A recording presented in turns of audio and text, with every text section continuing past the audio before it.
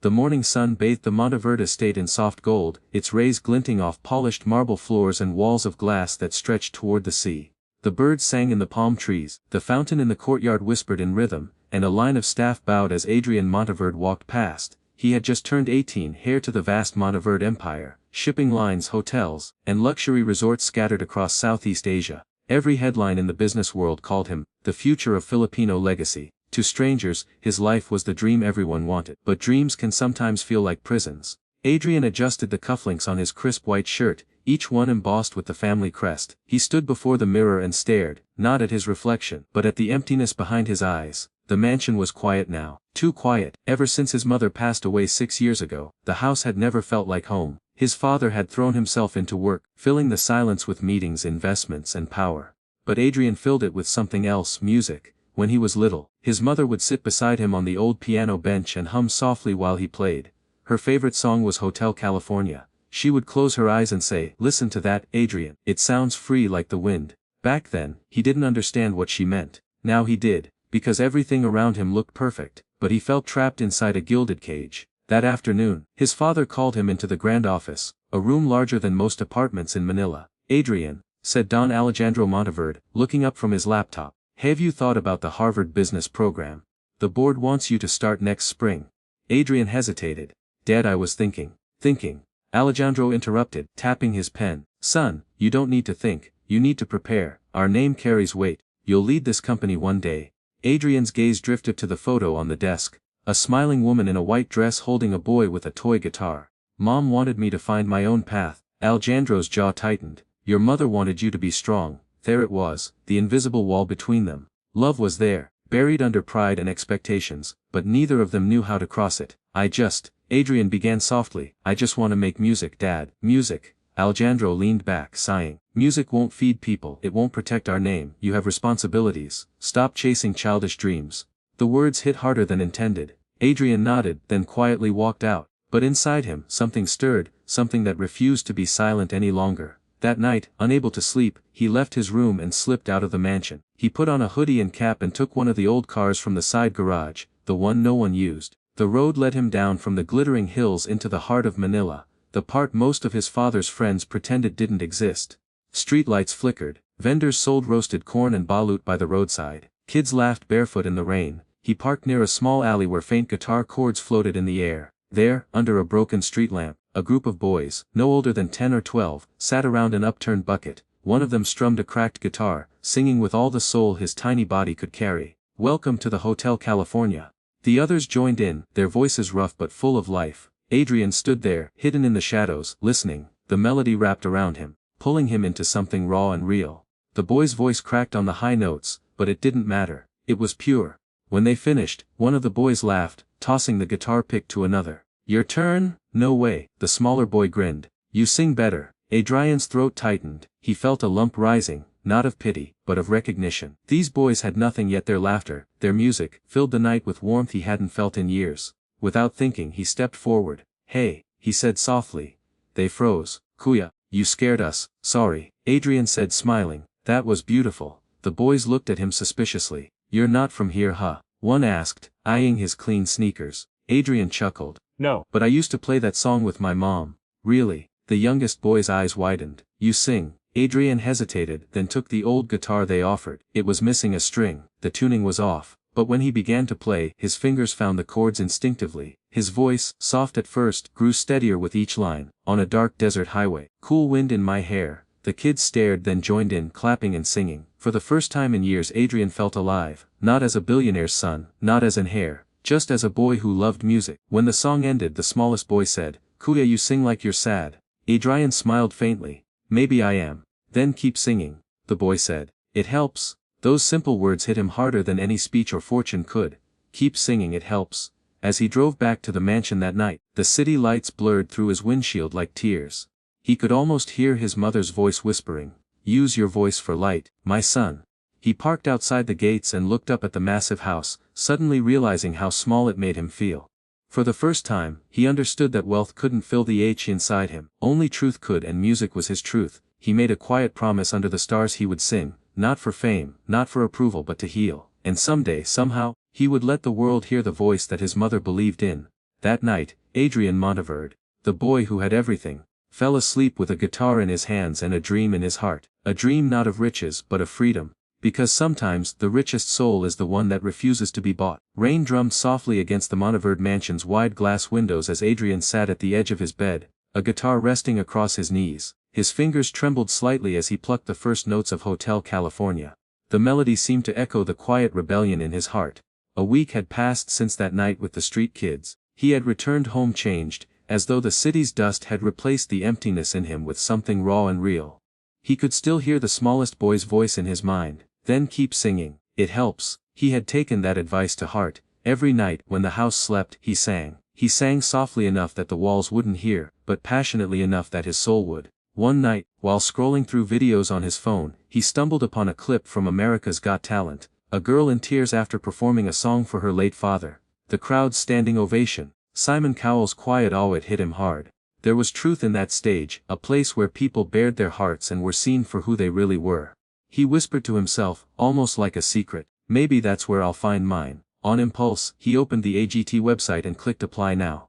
The form asked for a name. For a moment he hovered over the keyboard before typing just one word. Adrian, not Monteverde, not Hair, just Adrian. He filled the rest quickly, heart pounding, barely daring to believe he'd done it. He uploaded a short video, him singing Hotel California, in the corner of his dimly lit room. No fancy mic, no sound effects, just his voice and the song that carried his mother's memory. He pressed submit, and for the first time in his life, he didn't feel like he was pretending to be someone else. Days turned into weeks. Adrian carried on as usual, board meetings, etiquette dinners, business lectures, but something inside him was glowing quietly, like a hidden ember. One morning, while his father was away on a business trip, a message arrived in his email. Congratulations. You've been selected for an in-person audition in Los Angeles, USA. Adrian froze, his breath caught, his heart raced faster than it ever had in his life. He'd been chosen. He ran to the window and looked out at the sea, the world beyond the glass. He knew his father would never approve, but he also knew this was his moment. Later that evening, as he was pacing the garden, his family's long-time butler, Thomas, who had known Adrian since birth, Sir Adrian, Thomas said softly, holding a tray of tea,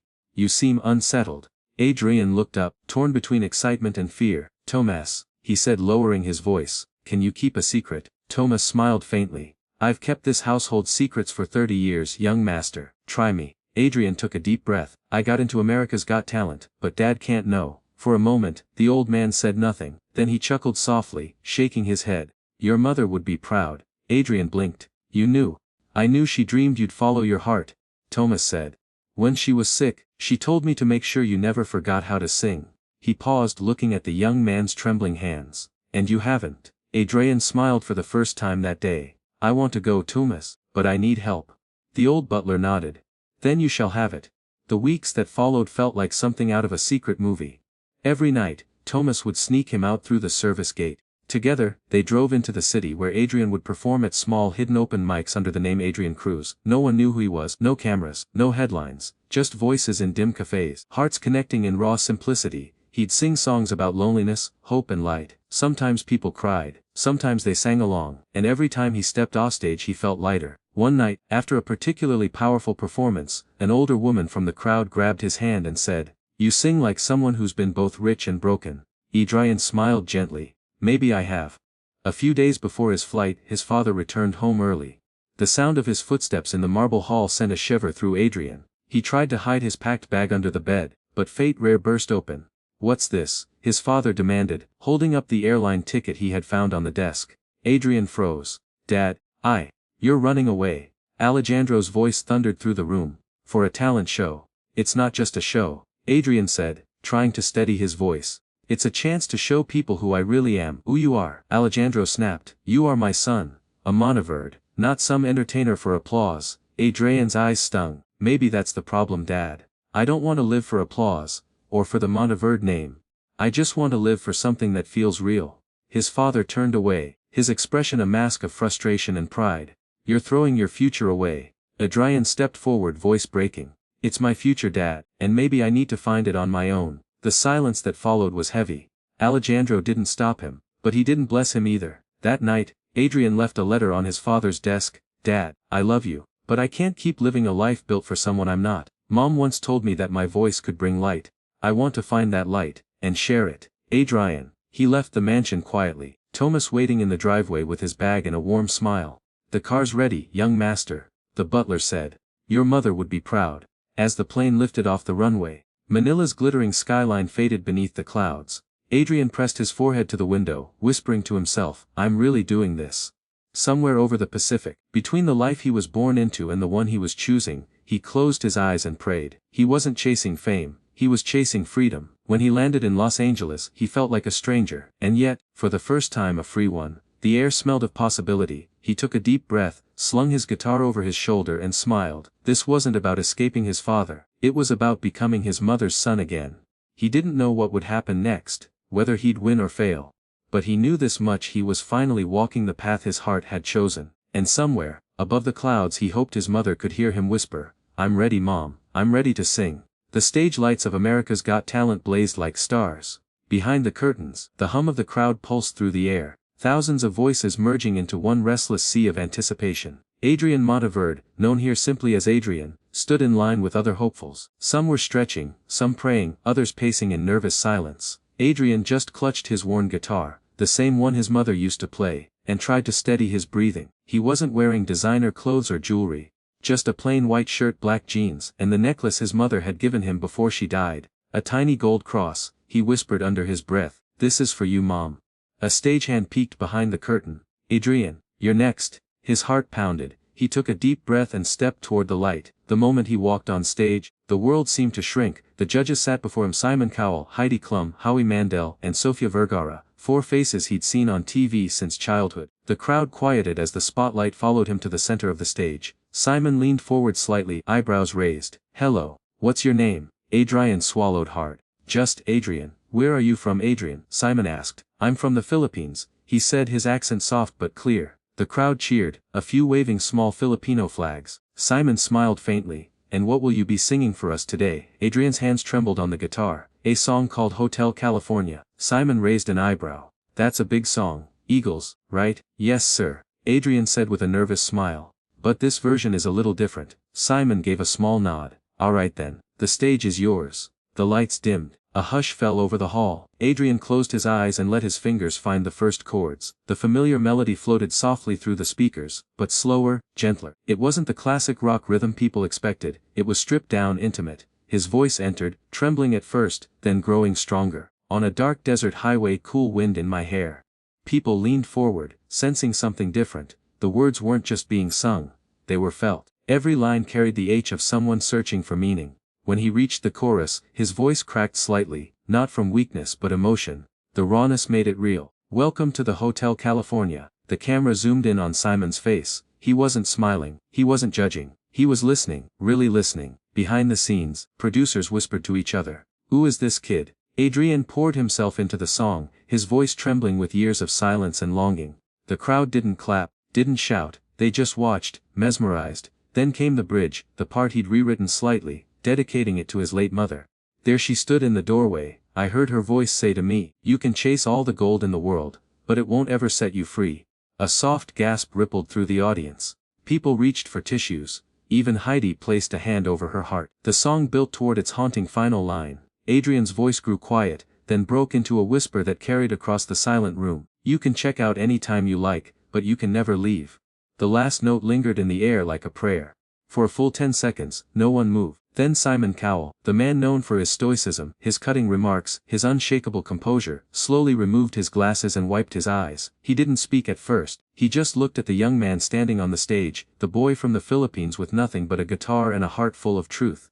Finally, Simon said softly, "That was one of the most human performances I've ever heard." The crowd erupted in applause. People stood to their feet. Some shouted, "Golden buzzer." Adrian just stood there, tears streaming down his face. Simon leaned closer to the mic. "I've heard thousands of people sing that song, but you didn't sing it. You lived it. There was pain in every note, and honesty, and I can tell wherever you've come from, that wasn't an easy road."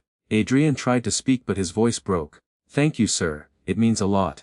Heidi smiled warmly. "You have a gift, Adrian." "I felt every word. You reminded us why music exists." Howie nodded. "There's a kind of broken beauty in your voice. It's the kind that doesn't come from training, but from living." Sofa added, "You made that song your own. I think the whole world is going to remember your name." The audience chanted his name. Adrian, Adrian. And then, as if guided by something beyond them, Simon pressed the golden buzzer. Golden confetti rained down. Adrian covered his face in disbelief as the crowd roared. Tears streamed down his cheeks, his lips trembling in gratitude and shock. Simon walked up to the stage, something rare for him. He placed a hand on Adrian's shoulder. You have no idea what you just did, son. You touched hearts across the world, and maybe, he paused, voice cracking, maybe you reminded some of us what really matters. Adrian nodded, unable to speak. He glanced up at the ceiling lights, as if looking beyond them, and whispered, "Thank you, Mom." The crowd cheered louder, unaware of the quiet prayer that left his lips. Backstage, after the show, one of the producers caught up with him. "Adrian, people are going crazy online. Who are you? Where did you learn to sing like that?" He smiled shyly. "From my mom. She taught me that every song should come from truth." They asked for his last name for his story, but Adrian hesitated. "Can we just keep it at Adrian for now?" The producer nodded, intrigued. "Mysterious. I like it." As Adrian stepped outside the studio that night, the cool Los Angeles breeze swept across his face. The city glittered below, but for once he didn't feel small. He felt seen. He pulled out his phone and looked at the one contact he wanted to call more than anyone, Dad. He typed a message but deleted it halfway. Instead he whispered to the night, "I hope you're watching, Dad. I hope you understand." He knew the world would soon find out who he was. But for this moment, he was free. Just a boy who sang for his mother, for his truth, for his soul. That night, a clip of his performance went viral within hours. Fadrian Hotel California began trending worldwide. Millions shared it, saying they hadn't cried that hard in years. Comment sections filled with messages like, "This isn't a performance. This is healing. Whoever he is, he just changed something in me." And in a quiet mansion thousands of miles away in Manila, Don Alejandro Monteverde sat alone in his study, staring at the screen. He didn't blink, didn't move, just listened. When Adrian sang the line, "You can chase all the gold in the world, but it won't ever set you free," something deep inside him cracked open. He took off his glasses, wiped his eyes, and whispered into the silence, "My son, you found your voice." Morning sunlight poured through the glass walls of the Monteverde estate, illuminating a world that suddenly felt different. The quiet hum of the fountain in the courtyard, the soft rustle of palm trees, everything sounded distant to Don Alejandro Monteverde as he replayed his son's performance on the screen before him. It wasn't just a song. It was a confession, a cry, a healing prayer wrapped in melody. His son, the heir he'd raised to be strong, disciplined, and guarded, had stood on the world's biggest stage and bared his soul to millions. Not as a Monteverde but as Adrian, and he had done it alone. Alejandro paused the video, staring at the image of his boy under the golden rain of confetti. The look on Adrian's face, a mixture of awe, pain and peace, pierced through his father's pride. He whispered into the empty room, "My son, why didn't I see you sooner?" Within hours, the internet exploded. Headlines swept across every platform. Mystery Filipino singer wins Simon Cowell's heart with emotional Hotel California rendition. Who is Adrian? The unknown voice that brought the AGT judges to tears. Speculation ran wild. People scoured social media for clues. Someone found an old photo from one of Adrian's cafe performances in Manila. Grainy, but clear enough for the internet detectives to work their magic. It didn't take long before someone connected the dots. Wait, isn't this Adrian Monteverde, the billionaire's son? No way, that can't be true. Look at the necklace! It's the same one his mother used to wear in those charity photos. By noon, it was confirmed. The mysterious Filipino singer who had stolen the world's heart wasn't a struggling artist from the streets. He was the son of one of Asia's richest men. The story hit every major network. Some were amazed. Others were cynical. Was it all a publicity stunt? Maybe he wanted to prove something to his dad. Maybe he just wanted to be seen for who he was. But beneath the noise, one truth rang louder: his voice had touched something universal. Meanwhile in Los Angeles, Adrian sat in his small hotel room with his guitar on his lap, scrolling through the avalanche of messages. His name was everywhere. His secret gone. He had known this moment would come, but not this soon. He stared at his reflection in the mirror. "So this is what it feels like," he murmured. "To be seen for everything, not just the good parts." A knock on the door broke his thoughts. It was Thomas, his family's loyal butler, who had quietly flown in the night before. His eyes glistened as he looked at Adrian. "The world knows, young master," he said softly. Adrian nodded. "I figured they would." Thomas stepped closer. "Your father knows." Adrian's chest tightened. "How did he take it?" The old man smiled faintly. "He hasn't said much. But I saw his eyes when he watched your video. I haven't seen him cry since your mother's funeral." Adrian looked down, his fingers tracing the strings of his guitar. "I didn't mean to embarrass him. I just wanted to be honest, for once in my life." Thomas placed a hand on his shoulder. "Sometimes truth embarrasses before it heals, but it always heals." The next few days were a whirlwind. News outlets requested interviews. Brands offered sponsorships. His AT performance had crossed 100 million views. But none of that mattered to Adrian. His thoughts kept drifting to one person, the man he'd left behind. Then, one morning, as he prepared for his semifinal rehearsal, a producer approached him backstage.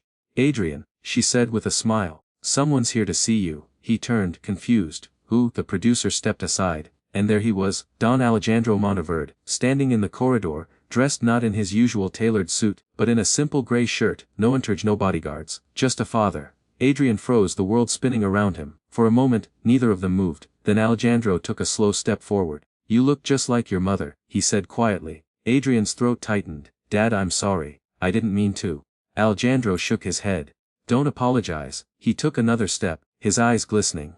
"I was the one who forgot what she taught us. She told me once that your voice would move people. I thought she meant through business, through leadership, but she meant this." Adrian blinked back tears. "You saw it. I didn't just see it," Alejandro said, voice breaking. "I felt it, every word, every note. You sang what I've been too proud to admit. That all my success means nothing without you." Adrian's lips trembled. "I just wanted you to be proud of me." Alejandro closed the distance between them and pulled his son into his arms. The hug was long overdue. Years of silence dissolving into tears and forgiveness. "I am proud," Alejandro whispered. "Not because you're my son, but because you're your own man." Adrian pressed his face against his father's shoulder, his voice muffled. "I thought you'd never understand." Alejandro smiled softly. "Your mother was right. You were never meant to inherit my world. You were meant to change it." Later that evening, as the sun dipped below the Los Angeles skyline, father and son sat by the pier. "Do you know why your mom loved Hotel California so much?" Alejandro asked, gazing at the waves. Adrian shook his head. "She said the song was about illusions, about chasing things that seem beautiful but trap you inside. She used to tell me, Alejandro, don't let our son live in a golden cage." Adrian looked at him with quiet sadness. "But that's what I was doing." "I know," Alejandro admitted. "And I built the cage. I thought I was protecting you from the world. I didn't realize I was protecting you from yourself." They sat in silence for a long time, the wind carrying the faint sound of distant street musicians. Finally Alejandro said, "You have a semifinal coming up, right?" Adrian nodded slowly. Alejandro smiled, not the practiced business smile the world knew, but a gentle, human one. "Then I'll be in the front row, this time not as a businessman, as a father." That night, as Adrian lay in bed, he replayed their conversation over and over. The hurt, the love, the healing, all of it felt surreal. For years he had thought music would set him free. But now, he realized something deeper: music was setting them both free. His phone buzzed. It was a message from his father. "Your mother would be smiling tonight. Sing tomorrow, not for the judges, but for every child who's afraid to follow their heart." Adrian smiled through tears. He whispered, "I will." Across the world, millions were still replaying his audition, not knowing that behind the scenes, something far greater than fame was unfolding. A father rediscovering his son, and a son forgiving his father. The truth had come out, the masks had fallen, and for the first time, both men finally understood that love was never lost. It had only been waiting for the right song to bring it back. The night of the America's Got Talent semifinals arrived, electric, shimmering, alive. The stage at the Pasadena Civic Auditorium glowed like a cathedral of light. Cameras whirred, the crowd buzzed with anticipation, and the name Adrian Monteverde was on every lip. In the weeks since his audition, Adrian had become more than a contestant. He had become a movement. Fans from every corner of the world spoke about his story. Some called him the billionaire's son who found his soul. Others said he was proof that music was the great equalizer, that pain sounded the same no matter how rich or poor you were. But for Adrian, this night wasn't about fame or redemption. It was about one thing, truth. Backstage he sat quietly with his guitar, eyes closed, praying. "Lord," he whispered, "if this is the last time I ever sing on this stage, let it be enough to reach even one heart tonight, one person who's lost hope." He opened his eyes to see Thomas standing beside him with a gentle smile. "She would be proud," the old man said softly. Adrian nodded. "I can feel her tonight." A voice came over the intercom. "Adrian Monteverde, you're up next." He stood, his heart calm, his mind clear. As he stepped toward the glowing stage, a sudden noise made him turn. It was his father. Don Alejandro stood there, dressed simply, no entourage, just one man in the crowd of many. Their eyes met, and Alejandro pressed his hand over his heart. No words, just that silent gesture of love. Adrian smiled, nodded, and walked out into the light. The audience erupted as he took his place at center stage. The judges, Simon, Sophia, Heidi, and Howie, all leaned forward. They weren't just curious, they were invested. Simon especially seemed different. The man known for his unshakable coolness looked emotional. Perhaps he saw in Adrian something he once lost, a purity, a courage that fame can easily bury. The lights dimmed, a hush swept through the hall, then, a single guitar chord, but this time it wasn't Hotel California. This was an original song, one Adrian had written the night after his father's visit, a song that had poured from his soul like a prayer. He called it, Home Again. I built my walls with gold and pride, to hide the tears I held inside, but love found a crack, it slipped right through, and now I'm home again, to you. The audience was silent, transfixed. His voice was raw, trembling with emotion. The kind of voice that carried the tremor of truth, not polished for perfection, but alive with sincerity. Behind him, the screen projected scenes from his childhood, not lavish mansions, but little moments: his mother teaching him to play guitar under the mango tree, his father watching from a distance, too proud to join. Then, the image of him standing alone with that same guitar on the AGT stage. You taught me love was more than gain, that joy can rise from broken pain. Now every note I sing, it's true, it all comes back to you. By the second verse, people in the audience were wiping their eyes. Simon had his hand over his mouth, his eyes glistening. Sophia was already crying openly. Then came the bridge, soft, almost whispered. And if the world forgets my name, let it remember love remains, for every heart that's torn apart can still begin again. On the final line, Adrian lifted his eyes toward the heavens. The lights flared golden, the music swelled. Now I'm home again with you. The last note faded like a breath into eternity. For a heartbeat there was silence, then, an explosion of applause, cheers and tears. The crowd rose to its feet. It wasn't just a standing ovation. It was a wave of gratitude, from people who had felt something inside them stir back to life. Simon Cowell leaned forward, visibly fighting back emotion. He took a deep breath before speaking. Adrian, he began, his voice shaky. I've done this show for many years. I've seen talent, I've seen perfection, I've seen showmanship. But what I just saw was truth.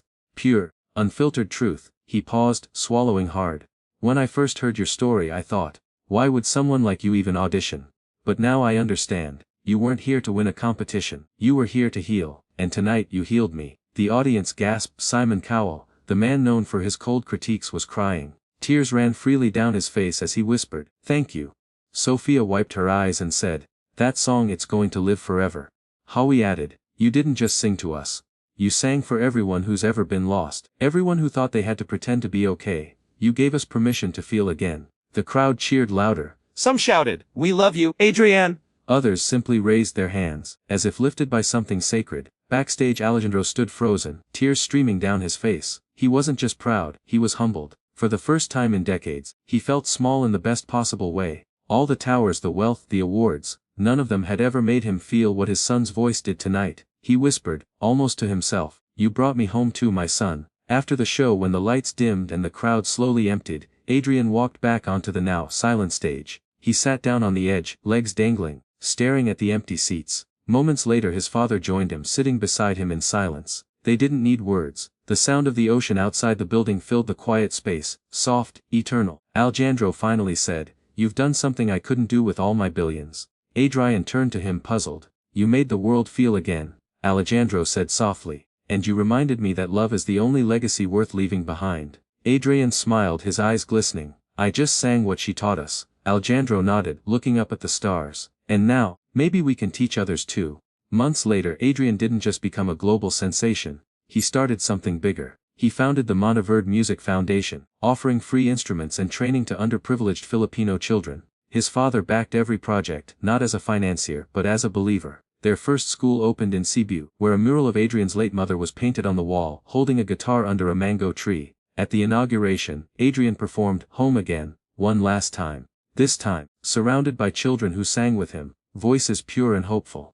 As the final note echoed through the warm tropical air, he looked up at the sky and whispered, "We're home, Mama." And somewhere, far beyond the applause, the fame, and the lights, a gentle wind carried the sound of her laughter. The world had found a new star that night, but for Adrian Monteverde and his father, it wasn't about stardom, it was about coming home.